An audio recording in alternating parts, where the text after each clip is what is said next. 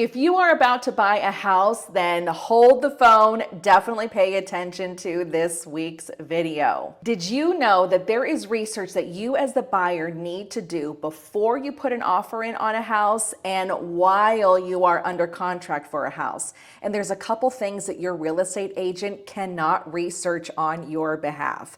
So there are 5 things that I'm going to discuss in this week's video. So stick around.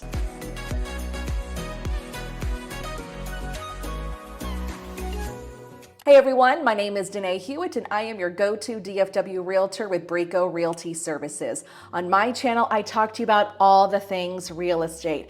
I tell you what things mean in the contract, negotiating strategies, and I also go around to different areas of DFW to show you what type of home you can get for your money. So if any of that interests you, then please do me a favor, hit the like button, subscribe to my channel, and hit the notification bell so you are notified every time I upload a weekly video. And thank you so much for doing that. The YouTube algorithm loves all of that, interaction. So I really appreciate it. Let's get into this week's video. As a buyer, there are 5 things that you are going to have to really pay attention to and research before you put an offer in and while you are under contract to purchase a house. So let's talk about research topic number 1, the neighborhood itself. Well, obviously, Danae, everybody knows that. When you go to the neighborhood, you want to try to visit it at different hours during the day, a Monday morning, a Thursday evening, a Sunday afternoon. And you want to see what the neighborhood looks like, what it feels like, how much traffic there is in the neighborhood, are neighbors out walking pets, are kids outside playing, things like that. Here are a couple things to think about as you are researching the neighborhood. Is you want to see if you can find a Facebook group with the title of the neighborhood community. And some are definitely out there. Some are private, so you're not able to see posts on there. I wouldn't join the group, but if they're public, you're going to be able to see all of the posts that the neighbors have posted. So read through it. Are people posting positive things about the neighborhood? Are people posting about someone's Amazon package being taken off of the doorstep? Which honestly, I don't know if you can prevent that in any neighborhood. I mean, let's just be real honest with that.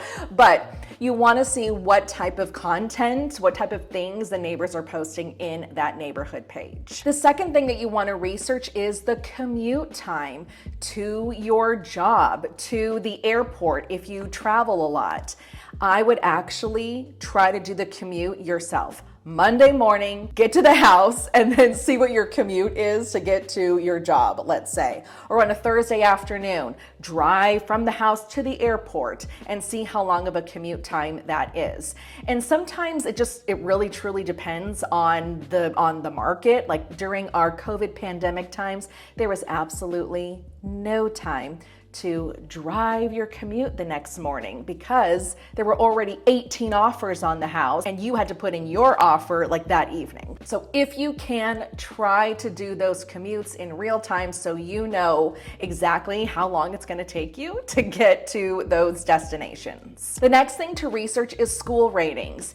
Even if you don't have kids, you want to know if you are moving into a great school district and if those schools in particular are highly rated schools. And the reason why you want to do that even if you don't have kids is for resale value. Homes that live in a great school district or zone for really great schools tend to sell for higher value because those schools are highly sought out and people specifically want to be in that neighborhood or in that zone for that school. So you always want to look at those school ratings. A lot of websites that I send my clients or that I even throw up on my videos is niche.com, has every school in every school district. And then you can also look at greatschools.com. Gives you a number rating and niche.com gives you a letter grade rating. Those are both great websites to check out. But a little caveat to research point number 3 is you do want to make sure that the schools that it says this home is zoned for are in fact the schools that the home is zoned for.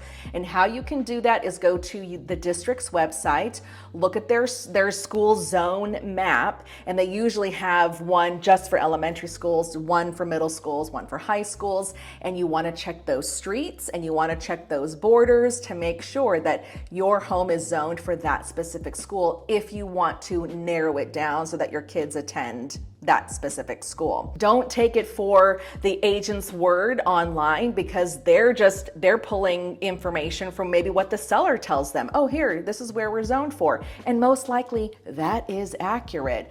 But as a buyer, you're gonna have to double check that just to make sure. And also with that, you can also research the daycares in the area.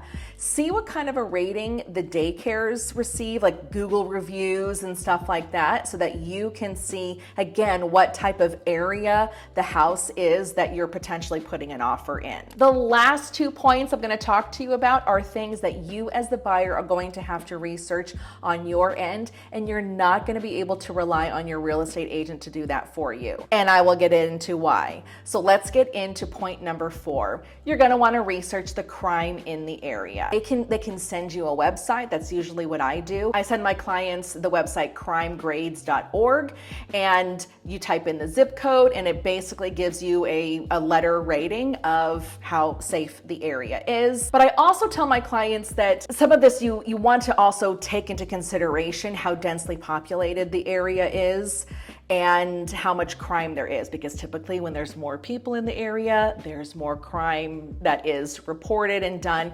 And also, there is no area here in the United States that doesn't have some sort of crime. There just isn't. So it's just one of those things, is are you willing to deal with the crime that you are seeing online if you go to buy this house? So the reason why your real estate agent can't do this research and give this research to you, like demographics of the area, is because that can be considered steering, and that is a violation of fair housing, which we have taken an oath that we are not going to violate fair housing as a real estate agent. Can't look up those demographics for you and say, oh, let's not go see a house over in that neighborhood. So that's something that you as the buyer, you are gonna have to look up on your own. If you wanna get granular and try to look up the demographics of a neighborhood, then what I've suggested that clients do is go to the school that the home is zoned for, and you can check the demographics to see what races are at that school. But again, your real estate agent can't do that for you. You're gonna have to do that on your own. The last area that you are gonna have to research is, once you are under contract for this home, you are going to receive a title commitment. And so that is the deed restrictions, and it is what the title insurance is going to cover for the home. And it is a lengthy document with many, many, many links inside of that document, and it can be very confusing to read. There are 4 schedules to it: Schedule A, B, C, and D. Usually the title company will send you like another letter that says how to read the title commitment, what each schedule means, to kind of help give you an overview of what it is you're looking for. But in that title commitment, there are going to be deed restrictions, and this is something that you're gonna have to read and look at on your own. So let's say you've purchased a property and it's an acre of land, and you're like, gosh, that would be great if I could have some chickens, because you know eggs are incredibly overpriced right now. Just using that as an example. It usually says what you're not allowed to have. No fowl allowed, no exotic animals allowed. I have seen that on deed restrictions. But if you want to purchase a house to have a bunch of chickens in the backyard, you're going to need to look at those deed restrictions to make sure that you're allowed to do that. Or I've also seen this happen where a client of mine was looking at the deed restrictions because she didn't think you were allowed to have a separate building on the property that was used as sleeping quarters. It could only be used as a shop to store things. So we looked up those deed restrictions, and she was right. Her neighbor did have a separate building that was used as sleeping quarters, so it violated those deed restrictions. If you are planning to purchase a house and you know what you plan to do with the house or with the property, you're gonna have to make sure that you look at those restrictions to make sure that whatever it is you want to do, you're gonna be legally allowed to do it. And the reason why your real estate agent can't do that that for you is because they don't know maybe all the things you're planning to do with the house. Maybe you just didn't mention it to them, or they didn't ask you. And so it's just one of those things where it's better for you to do the research on your own so that you know if you're okay with these restrictions here on the house that you're planning to purchase. And another caveat to that is the HOA subdivision information. Not every home is in an HOA, so that's why I didn't add this to my list, but this can be like a little special bonus tip for you, that if your home is in an HOA, you are also going to receive the HOA subdivision information. And again, it's another lengthy document that you yourself, you're gonna have to look through to make sure you're okay with these HOA rules. So let's say you wanna put a fence up on the property, and the HOA subdivision information states that it has to be a board-on-board fence. It's not side-by-side, because side-by-side you've got a little bit of a gap there. Board-on-board puts another piece of wood between the two so that there's no gap and no one can like peek through and see. Well, board-on-board fences, I mean, they can be $8,000, $10,000 more than just a side-by-side fence. And you want to put a fence up, but you're like, gosh, I'm going to have to put a really expensive fence up because the HOA is mandating that I do that. And I'll talk about specifically because this is actually kind of where I live right now. I do live in a home. All the homes are on 1 acre, and our HOA does state you have to have some sort of a fence up on the property. Okay, well, fences are super expensive, and if that's not something that you want to do, you just want to have it nice and open, no problem, well, you're gonna have to put a fence up eventually. And I don't know the timeline of all that, you know, blah, blah, blah. The subdivision information is definitely something that you're gonna have to look at and decide, okay, I'm okay with these rules, or there's some rules that I'm not okay with. Some HOAs don't allow you to lease out your property.